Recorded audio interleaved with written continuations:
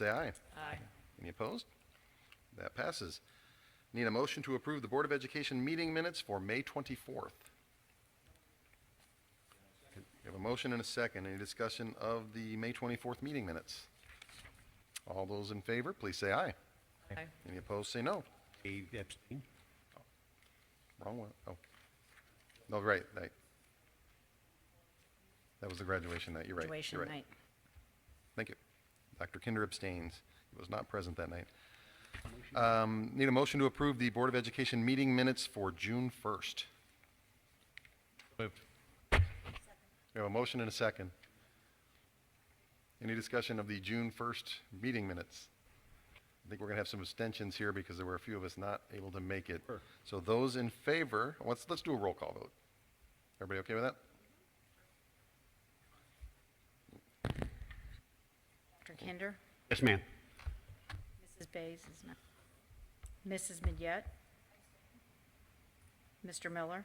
Yes, ma'am. Ms. Romberg? Yes, ma'am. Mrs. Mondel? Abstain.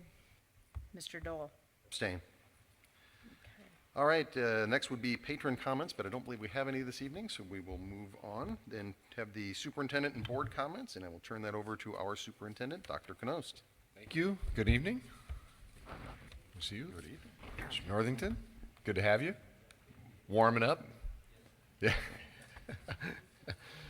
All right, just a few things tonight. Some exciting things that are on our horizon and involved in right now. First of all, that our Rockwood High School teachers spent this week, we have Rockwood High School teachers that spent this week training for what we're calling AMPed, Algebra and Geometry in Construction. It's a 2-in-1 course that will be offered for the first time when students return in August. Another way that we're innovating in how we teach and learn in the Rockwood School District. We're just getting more and more of these examples, and it's extremely exciting to me. And it's my vision that someday we end up in more of a competency-based environment versus a standardized testing environment. I think that's appropriate for our world. So AMPed stands for Algebra 1 in Manufacturing Processes, Entrepreneurship, and Design. Geometry in Construction is just what it suggests.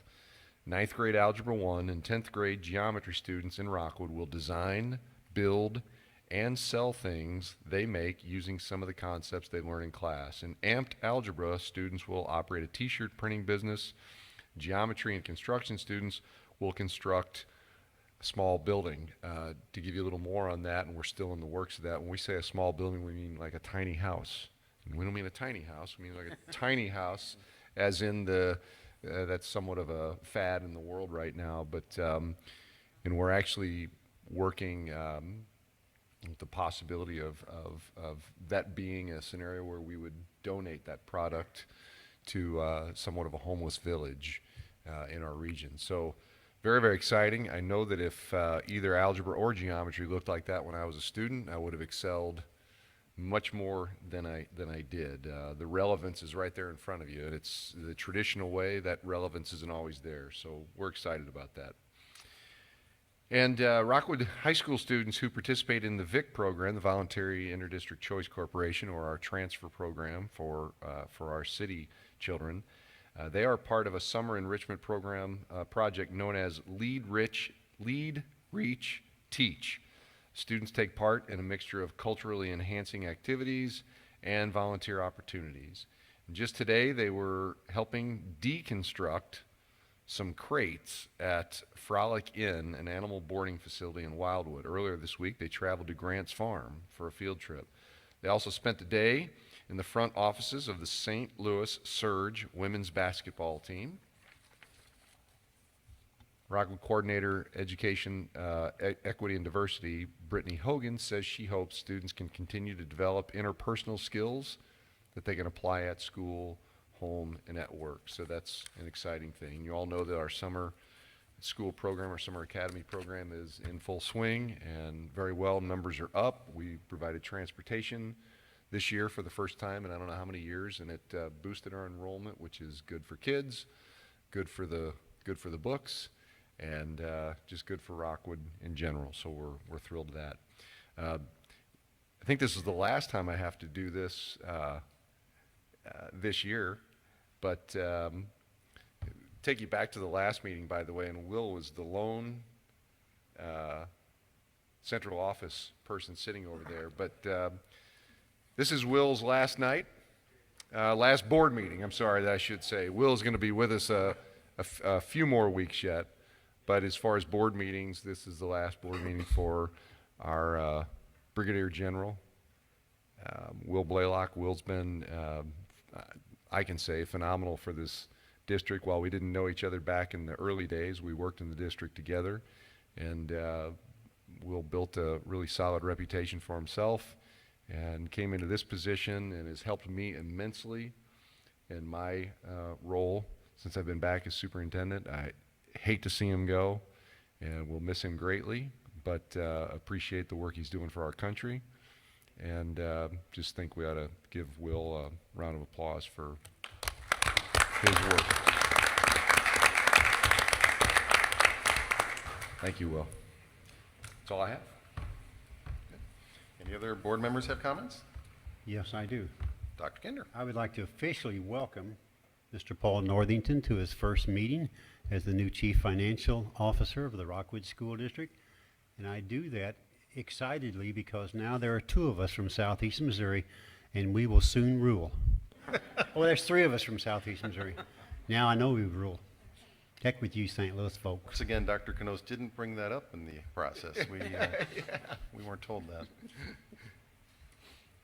I would like to comment why I was not at the last meeting. I was actually at the Special Education Foundation benefit celebrating the John Kerry Scholarship Foundation, our society, where 5 scholarships, or 4 out of the 5 scholarships were distributed in his name, and the evening was a great success. I think actually that event raised $50,000 that evening, so it was, yeah, it was very good. To see the young people getting scholarships to go off to their different places, their different universities.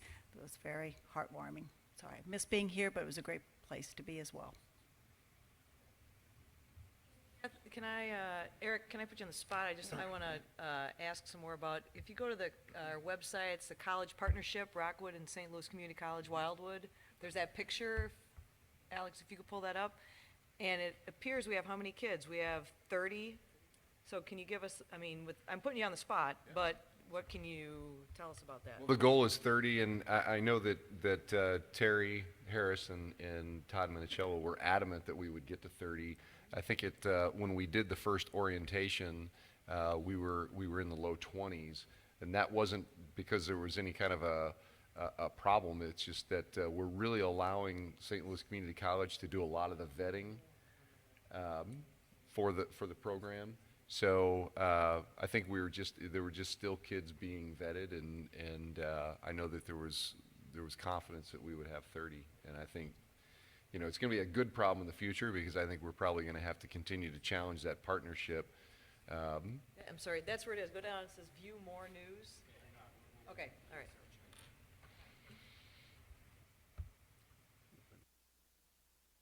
I don't mean to.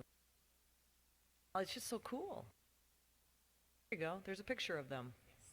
I just wanted to draw. That's at our attention to that. orientation. That's at our orientation day. So I don't believe that. Well, I think it's at the orientation day, and I don't think we had 30 there at that time. So that's probably about 21 or 22. That's 21, But yeah, it's exciting. I mean, we've got there's such a mix of stories in there. We have there was a young man that was in our system early, and his parents made the decision to homeschool him for various reasons in his younger years, and so they unenrolled him, and they found out about this program, and they inquired, and we said, yes, but of course you have to re-enroll your child in the Rockwood School District, and they said, no problem. So another way that we didn't necessarily think that we would, you know, maybe increase even not only interest, but bring a unique situation back into the enrollment, a child that otherwise was homeschooled, and they see this as a great opportunity. Possibly have an associate's degree at the end? They will. That's what I thought. They will. They will graduate, which, was it Tammy and I talking the other day? We were talking the other day about how, we really need to start thinking about graduation and how we recognize that in 2 years, on those students. Is it, probably a little more than just a denotation in the program, probably some kind of a real salute to them actually being handed a college degree. You know the breakdown?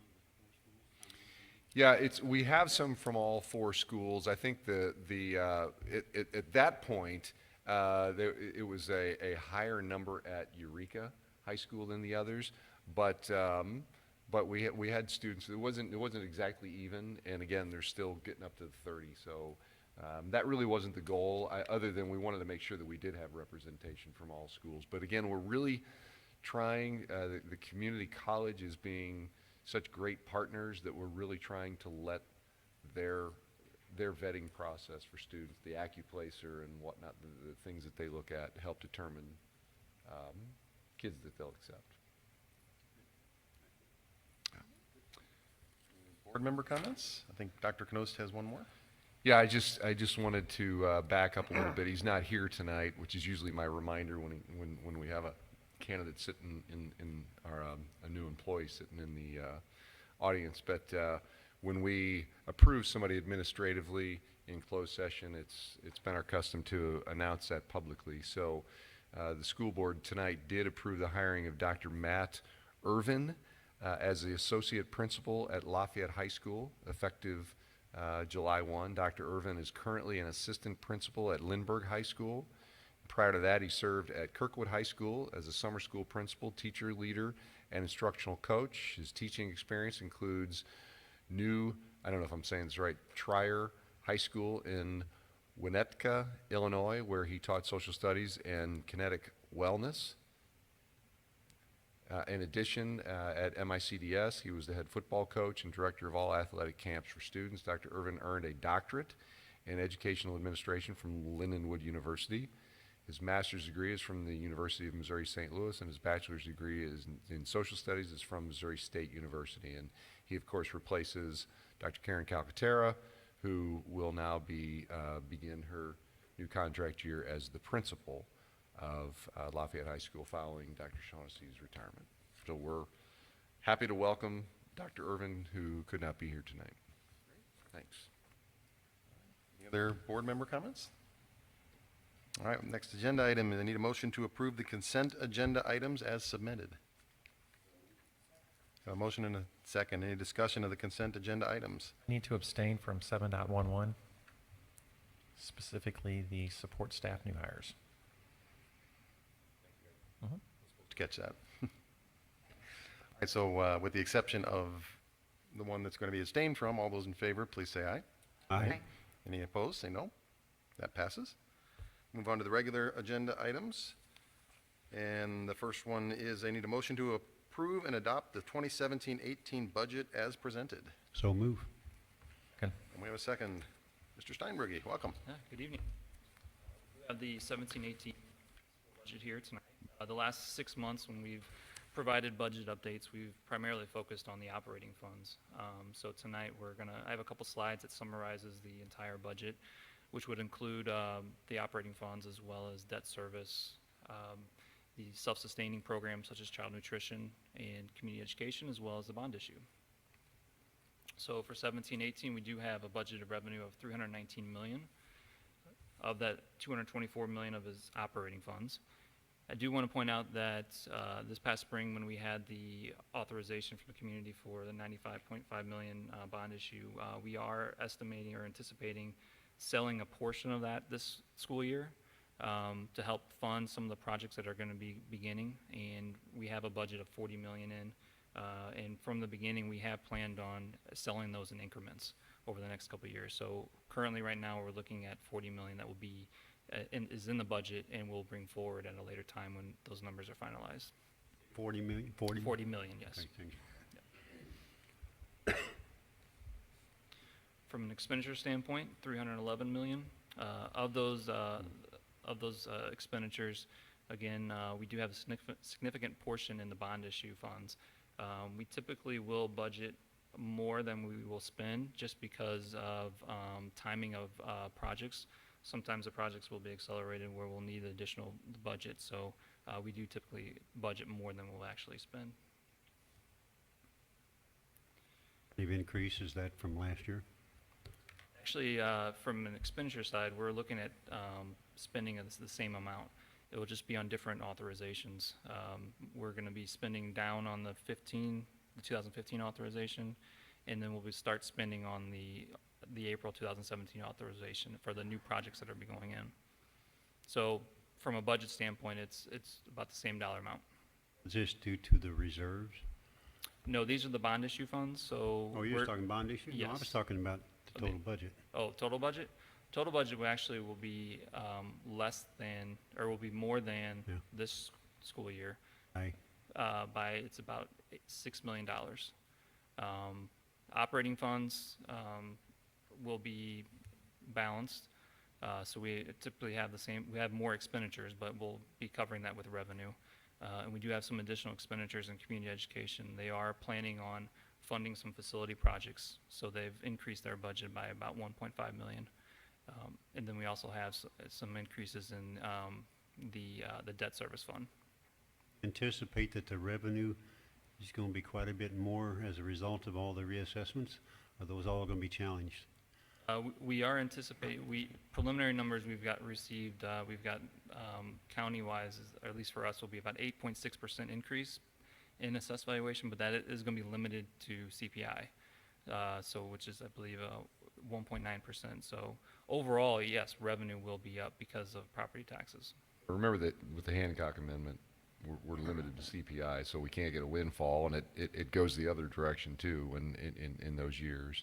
But to be brief, Dr. Kinder, and I think where you were going at first, just to be clear so everybody understands it, we're not spending beyond our revenue. We are balanced. That was going to be the last question. It's balanced budget. Yes. That's what this slide summarizes, is this is the actual operating funds, and this is identical to what we shared in May. So it's showing that we are going to have, we're anticipating revenue over expenditures of $100,000, so a balanced budget. Just because of my new friend Paul, he did all this? He's credited, yes. Okay, thanks, Paul. So are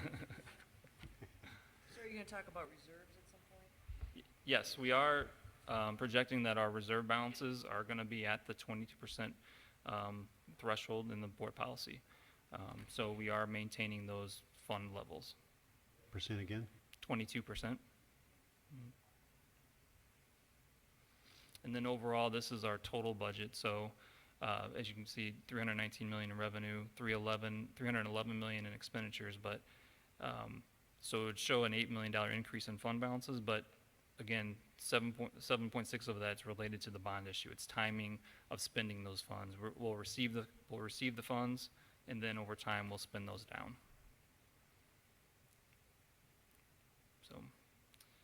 So we are asking for our annual budget to be adopted, and I do want to just take a quick moment just to say thanks to all those that are involved in the budget process on behalf of finance. It's, as you know, we start the process in September. It's very comprehensive, and there's a lot of people across the district that put a lot of time and effort into it, and I just want to say thank you to them. That was complicated by all the labor contracts that got renewed this year and not knowing how they were going to turn out. And so, yeah, a lot of moving parts to get here at the end. So good job. Legislatively too, what the legislature was going to do with the formula, which is good news, deceiving to some degree when you understand where the formula has traveled. But they did vote to fully fund the formula, which gives us a better situation with the SAT. So we feel good about that, and that affects our revenues as well. But the main tenets of this budget really haven't altered back to even the first glimpse in December. I mean, the main tenets have stayed true, and we've got a very good process. I want to thank Dan for his leadership, and of course Tim is leaving. We're thrilled to have Paul coming in as our new CFO. But we really do have a good, very, very solid budget building process in our school district, and it's extensive. It's not done overnight. It's done over a long period of time, and we leave room for it to breathe. But we give the board snapshots of that throughout, and it's a very, very solid process. And I appreciate the whole department and also the finance committee and the work that's done. It helps us be the way we need to be in the eyes of our community as far as just our responsibility and stewardship. Any other questions or comments on the budget as presented? In that case, the motion on the floor is to approve the budget as presented for the next school year. All those in favor, please say aye. Aye. Any opposed, say no. That passes. Thank you, Dan. Next item is a long one. I need a motion to approve the standard plan premiums and plan design for active employees, retirees, and COBRA participants as recommended by the Rockwood Insurance Committee for standard benefits, and approve the essential plan premiums and plan design as recommended by the administration. Got it. So- One breath. So, second? Okay, we have a motion and a second. Welcome. Sorry about that. So, thank you for your time tonight. I'm here to talk to you about how our insurance committee has met. We've met 5 times this year. So I have with me tonight Michelle Fritter with J.D. Terrell. So I want to give a big thank you to the folks at J.D. Terrell, and you can see the folks on our insurance committee. So there's a lot of information that we weigh through, and they do such a good job to tackle these tough issues and really bring forth these recommendations. So just to kind of highlight our committee process. So how we determine how we set our premiums and our plan design, we follow a somewhat straightforward process. So through the work of J.W. Terrell, we look at the amount of expected expenses we're going to have for the next year and compared to the current revenue that we have for premiums. And so then as expenses go up, we need to either increase our premiums or look at our plan design, which is our cost share that our employees have. So we need to look at the needs of our medical plan independent from the needs of our dental plan. And this process of looking at each of those plans separately was started last year at the recommendation of J.W. Terrell, and we're continuing that this year. And as you'll see in a slide in just a minute, that currently our medical needs more funding than our dental does. So once we determine what the needs are, we look at our premium increases, and we base those on the Milliman Medical Index. And what that is a yearly study of the cost of health care. So in our agreement with our teachers, it says that the district's contribution to the fund would increase by half the national average plus 0.5%. So this year, the Milliman is 4.3%, so that means the district needs to contribute 2.65%. And we also look for what the district has also put in the budget. And this year, the district had budgeted 3% in increases to insurance. So we look at all of that information. After we apply the premium increase, we look at what other shortfall we have, and then we address that shortfall through plan design changes. So here is our outlook for the next plan year. So based on the projections by J.W. Terrell, we can see that our overall shortfall for next year is just over $1 million. In the past, we've budgeted for about twice the amount of reserves that we are currently using. J.W. Terrell's recommended reserve amount is 1.5 months. So using our reserves in the past has allowed us to keep our premiums and our plan design increases or changes to a minimum over the past few years. So as you can see right there, the need for the medical is greater than the need for the dental. So here is how we recommend the premiums for next year. The committee is recommending an increase in the medical premiums of 4.5% and a decrease in the dental premiums of 12%. And when we do this, that will combine to make an increase of 3% of district spending. And then our retiree premiums, the retirees pay the total cost of the coverage, so that's that far right-hand column. The COBRA premiums are the far right-hand column plus another 2%. After we apply the premiums, we look at the rest of the shortfall and we make plan design changes. The plan design changes this year are pretty straightforward. That we're recommending adjusting the deductible on the green plan, the TAN deductible for the family, and then the out-of-pocket maximums, and then floating that down also to the out-of-network. Keep in mind, the out-of-network providers don't have a contract with Cigna, and their cost is considerably more because they're not under a contracted rate. So we really want to make sure people are using in-network providers. One other plan design change we're making this year is for our TAN plan. It's a qualified high deductible plan under the IRS. As you know, the Affordable Care Act requires that we cover medications that are preventative. The IRS also allows employers to have an additional list of preventive medications for qualified high deductible plans. So we're going to apply that to our TAN plan, help those folks adhere with their medications. So those will have a $10 copay. Our green plan already has copays from day one, so this will just help out the folks on the TAN plan. So that is our standard plan. For our essential plan, the district administration, Dr. Repele, Mr. Rooney, Mr. Steinbrugge, and I, we met with J.W. Terrell over the course of this year regarding this plan. So we're recommending a 3% increase to the district's contribution and keeping the employee amount that the employees pay the same. This would be a 3% increase, and there's no other changes to this plan. So that concludes all of our recommendations. Can you go back to that last slide, please? When you say employee only, would that include retirees?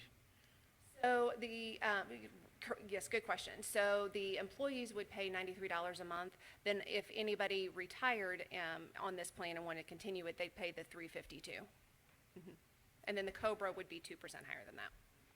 The slide before, you talked about the Affordable Care Act. If that goes away, that doesn't affect that immediately, does it? We'll have to see how the legislation is drafted. We don't know. It's just speculation at this point. So we would just have to see what was passed and react to it Missouri at that time. or the federal legislation? It would be federal. Could affect it quite a bit, couldn't it? I've given up Depends on trying to which predict. act, I've kind of Which given act up. they passed. Yeah, there's a lot of speculation out there right now, and I think we have to wait and see what happens. You didn't come prepared to tell us what Congress is going to do? Boy, I wish I had my crystal ball on that one. Just asking. Yeah. Is the 2% for administration on the COBRA? Is that what that add that? Okay. The 2% above the total cost, I was just asking that. I would assume that's because we have to administer the plan and that covers that cost. Okay, okay. Any other questions about the proposed changes to the healthcare insurance? The employees seen this yet? Are they okay with it? Well, the employees on the insurance committee have, but we haven't published it yet. So we're working, now our next steps will be to develop our plan booklets and open enrollment materials, update our website, and get those communications out. Approve it before the audience sees it? Okay. And we're bound to be within the collective bargaining agreements that we made, so it has to meet those guidelines as well, so. And we have the employee input. Right. Okay. All right, the motion, I'm not going to read that all again, but the motion is to approve the standard plan premiums and plan design. All those in favor, please say aye. Aye. Any opposed, say no. That passes. Thank you very much. Thank you. Lori, thanks for your leadership. Appreciate it. Next one, I think Dan's going to join us again. The motion is to approve the bond issue purchases and related contracts between $7,500 and $150,000 as submitted. Moved. We have a motion and a second. I think there's just one, isn't there? So- Item, the purchase of folding chair, place broken ones, items. So go out for bid, and the vendor is the lowest bidder. So we are recommending awarding it to eFurniture Max. Do the math because it per chair was less on the other one, but with the shipping charge, it made a $300 difference, so it is the lowest. Distributed yeah. across the district? All right, How many chairs are you purchasing? 500. Oh, that's right, it does say that, okay. this is the only item in the bond purchases tonight. Any discussion over the bond issue purchase? All right, all those in favor, please say aye. Aye. Aye. Any opposed, say no. That passes. Thanks, sir. Very light agenda. We're going to look at the proposed agenda for the July 20th meeting. That is the only meeting in July. There's some opportunity if we get into a need to take care of some paperwork or pay some bills or that, we may have to call a short meeting to do that. But right now, the plan is that there'll only be the one meeting in July, as we usually do every year. So the agenda items are as you see up there. If anyone has something that comes up that you would like to get added to it, you've got quite some time, but try and get that to Janet at least a week ahead of that meeting so that we can get it on there. Any other discussion of the agenda for July 20th?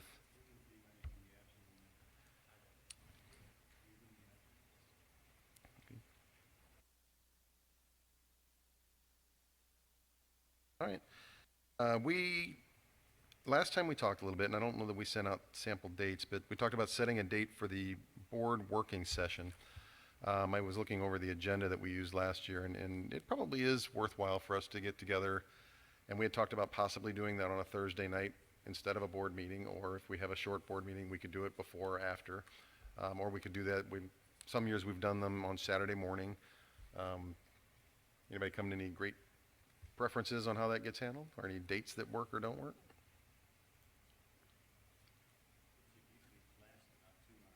Usually a couple hours. We could do it here. It's open to the public. It's not very exciting, but public can come. Yeah, the last one, to be clear, I don't think we just incorporated it into a light agenda last year, and it actually was pretty concise. Matt September came with meeting. Yeah, I It's would, the I first would weekend. suggest, since we're all very busy, of doing that again. About September August 7th. 3rd is a board meeting. How does that look for everybody? Perfect. August 3rd? August 3rd is a board meeting. Can we get together, say at 5 o'clock, and we'll go through up to meeting time? And I've got the agenda from last year, and I'll send that out to everybody. And if anybody wants to add something to that or thinks that something's out of date and we don't need it anymore, that's fine too. But you know, barring comments, we'll just use the same one and run through it. COPE was one of the items, yeah.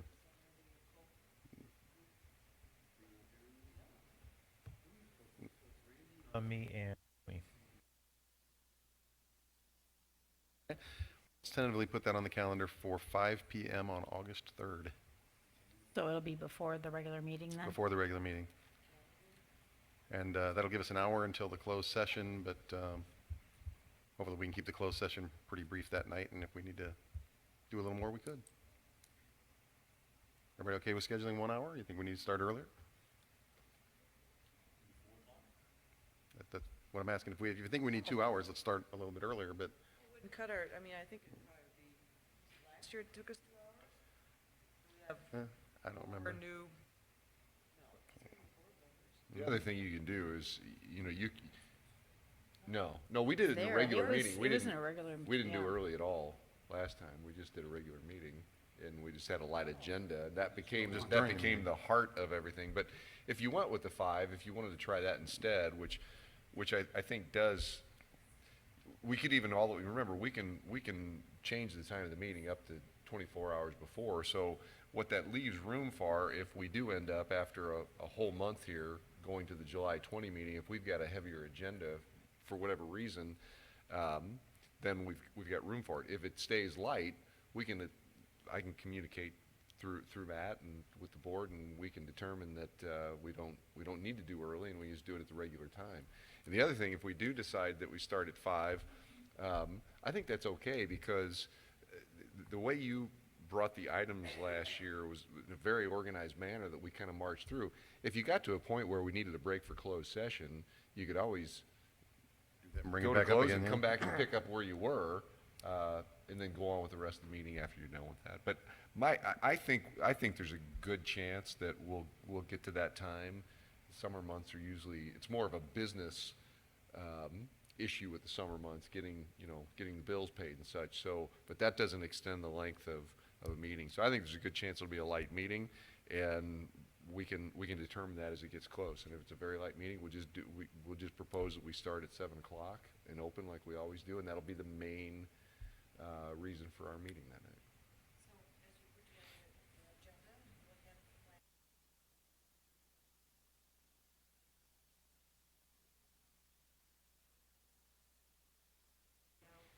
Well, why don't we send that out to everybody, and that's the same thing as last year, so I think it's fairly concise. It's just what else is gonna come up that night. So and we'll, again, that's August 3rd, that's a month and a half away, 6, 7 weeks, so we won't know all that for a little while yet. All right. Okay. We'll tentatively plan it for 5 o'clock, and we'll stay open to what we're going to do. The last one is any future events that people know about coming up? Anything to talk about?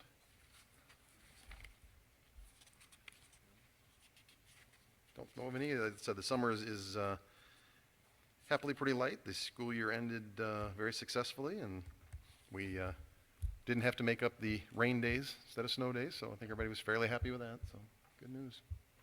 All right. In that case, does anybody have anything else they'd like to bring up in tonight's meeting?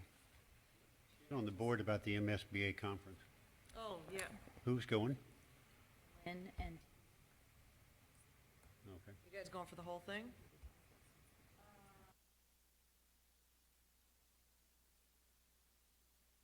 Through the 8th? It's a Thursday, Friday, Saturday, Sunday. Wraps up Sunday morning. You can reevaluate. You may not go for Thursday. Have you had your training yet? Oh, you guys all done all that? Yeah, we've been on the board a while. If, just as that, For a while. as that interest develops, you know, I always need direction from the board. That's obviously a conference for the Board of Education, but it's pretty typical for, especially when you've got a good number of your board going, for the superintendent to accompany you to that trip. I'm sure you notice that when you're at those conferences, but we've had so little attendance in Rockwood that I haven't been attending, but I just want the board to know that if the board, especially if they have many members going, I'm more than willing to spend my days with you. So just make sure that you give me some guidance on that, because by default, I may not go if it's not a full board, so. Don't take that harshly. It's all right. Yeah, don't get all choked up, That's Lynn. right. Any other items for discussion tonight? can I just ask if you all want to still receive these or use these? Because the subscription's about ready to be expired. Cost. It's like $280 for a year, and there's 2 of them. I think Herman and I really like them, but for $280, I would, I mean, I read them. We do 5 of them, 5 of each. I find after a certain amount of time, they get redundant. Yeah. They're So that'd they're be covering the fine. same So we were topics, so. kind of waiting till we yeah. had the full board. Yeah. You know, we'd brought it up Yeah. before, so. Yeah, I read them, but I think I would be fine. It's all I online. can Google it. We okay if we discontinue those? Absolutely. All right, let's do that. All right, one last chance. Anything else for tonight? We will adjourn. Thank you for coming.